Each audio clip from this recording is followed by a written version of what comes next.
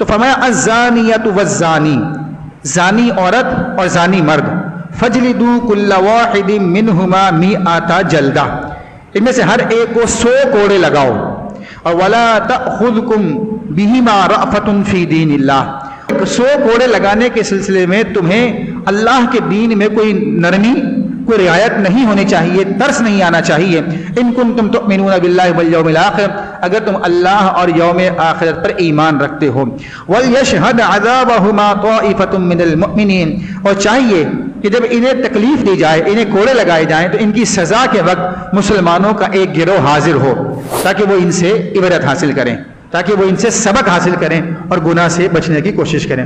معنی یہ ہوا کہ یہ سزا ہے یہ لوگوں کو ڈرانے کے لیے ہے، یہ لوگوں کو گناہ سے بچانے کے لیے، نہ کہ کسی کو محض اذیت دینے کے لیے. اذیت دینا مقصود ہے کہ گناہ کیا ہے، اس گناہ سے باز آنے کے لیے اپنی کفارہ دو، اور کفارے کا طریقہ یہی ہے جو قرآن نے بیان کیا. پھر ایک بات یاد رکھیے گا، یہ جو سزا ہے جس کی مقدار شریعت نے بیان کی، یہ ہے غیر محصن کی. غیر محصن کہتے ہیں غیر شادی شدہ، یعنی اس کو یوں کہا جا سکتا ہے آسان لفظوں میں، ایک ہوتا ہے محصن اور ایک ہوتا ہے غیر محصن. محصن کہتے ہیں وہ آزاد مسلمان جو مکلف ہو اور نکاح صحیح کے ساتھ زندگی میں ایک مرتبہ ہی صحیح اپنی بیوی سے صحبت کر چکا ہو، اسے کہتے ہیں محصن. اس کی سزا اگر وہ زنا کرے، مرد یا عورت، اس کی سزا 100 کوڑے نہیں ہے، اس کی سزا رجم ہے، جیسا کہ حدیث پاک میں اس کا تذکرہ ہے. یہ جو تذکرہ ہے یہ ہے غیر محصن کا.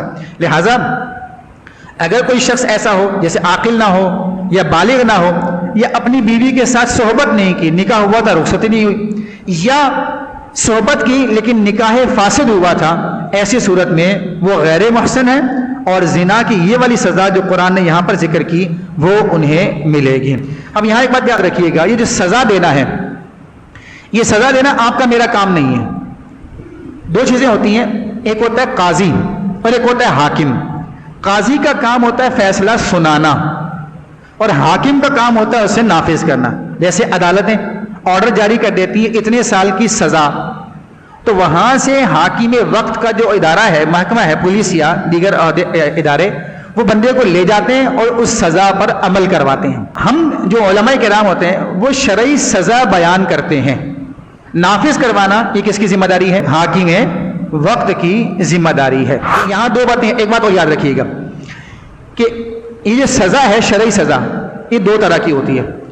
ایک سزا ہوتی ہے حد، اور ایک ہوتی ہے تعزیر.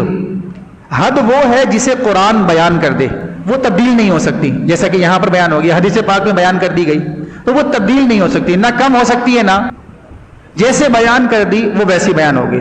ایک ہوتی ہے تعزیر، جسے قرآن و حدیث نے تفصیل کے ساتھ بیان نہیں کیا، اسے کہتے ہیں تعزیر. وہ حاکم وقت کی مرضی پر چھوڑ دیا کہ تمہیں جیسے بہتر لگے وہ سزا دے دو. جیسے یہ جو لوٹی فعل ہوتا ہے، یہ جو لڑکا لڑکے کے ساتھ بدفعلی کرتا ہے، مرد مرد کے ساتھ کرتا ہے، تو یہ جو فعل ہے اس پر جو سزا ہے یہ زنا والی نہیں ہے، یہ حد نہیں ہے، بلکہ اس پر لگے گی تعزیر. اب تعزیر باہر کے فقہائے کرام نے امت پر رحم کرتے ہوئے صحابہ کرام کے اعمال کو لے کر، یعنی ان کے فیصلوں کو لے کر کچھ سزائیں بیان ضرور کی ہیں، جیسا کہ آگ میں جلا دینا، لیکن یہ تعزیر ہے، حد نہیں. ایسے ہی کہا کہ غرق کر دو پانی کے اندر، اسی طرح کہا بلندی سے گرا دو، پھر یہ بھی کہا کہ بلندی سے گرا کر اوپر سے پتھر مارو.